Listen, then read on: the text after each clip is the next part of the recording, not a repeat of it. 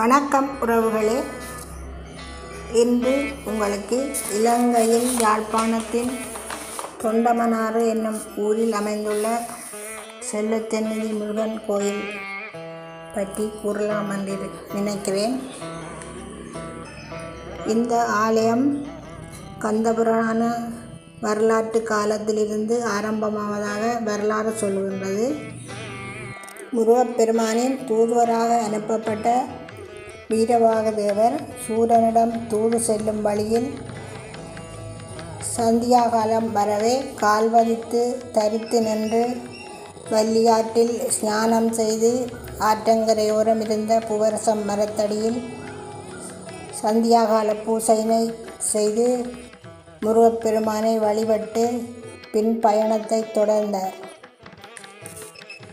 வீரவாகதேவர் கால் பதித்த இடம் ஆலயத்திற்கு வடக்கு பக்கமுள்ள கல்லோடை என்னும் பகுதியாகும். இது இன்றும் பாதுகாக்கப்பட்டு வருகின்றது. மகோற்சவத்துக்கு முன் ஆனி ஆடி மாதத்தில் ஒரு திங்கட்கிழமை இரவு தீர்த்தமடுப்பு பூசை இடம்பெற்று அடுத்த திங்கள் வரை உப்பு நீரில் விளக்கு எரித்து பின் குளிர்ச்சி பொங்கலும் நடைபெறும். மருதர் கதிர்காமர் என்பவர் பூவரசு மரத்தடியில் முருகனை நினைத்து இளைப்பாறி செல்பவர். இவருக்கு முருகன் காட்சி கொடுத்து, எனக்கு பூவரசு மரத்தடியில் பூசை செய்ய வேண்டும் என கேட்டார். கதிர்காமர் தான் பிராமணர் அல்லாத குடும்பத்தைச் சேர்ந்தவன், எனக்கு பூசை முறைகள் தெரியாது, நான் எப்படி பூசை செய்வது என கேட்டார். அதற்கு முருகன் வாய்கட்டி பூசை செய்யும் முறையை உணர்வித்து ஒரு வெள்ளி வேலையும் கொடுத்தார்.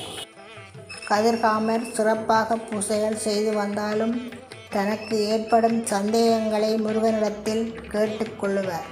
பூசை முடித்து விபூதி கொடுக்கும் முறை தெரியாது. கதிர்காமர் அவஸ்தைப்பட, கதிர்காமா அஞ்சாதே, விபூதியை நீ எடு, அதை நான் கொடுக்கிறேன் என கூறினார் முருகன். இன்னும் ஆலய பூசை முடிவிட்டதும் விபூதி அணிவிக்கப்படுகிறது. முருகப்பெருமானே நேரில் வந்து விபூதி இட்டு ஆசீர்வதிப்பதாகவும் மகிழ்கின்றனர். கதிர்காமர் படையல் செய்வது எப்படி என முருகனிடம் கேட்க, நீ ஆலமிலையில் அமுது படைத்துக்கொள், அவை 63 நாயன்மார்களுக்கும் 1 எனக்கும் மற்றது உனக்கும் என்றார். இந்நடைமுறை இன்றும் உள்ளது.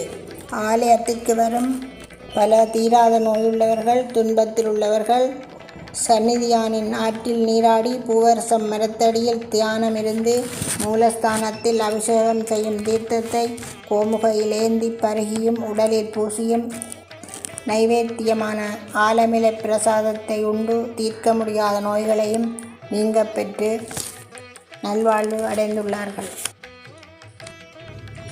இதேபோல் சந்நிதியானை பற்றி கூறிக்கொண்டே போகலாம். எந்நிதியும் தரும் சந்நிதியானின் அருள் உங்கள் அனைவருக்கும் கிடைக்க முருகப்பெருமானிடம் வேண்டி விடைபெறுகிறேன். நன்றி, வணக்கம்.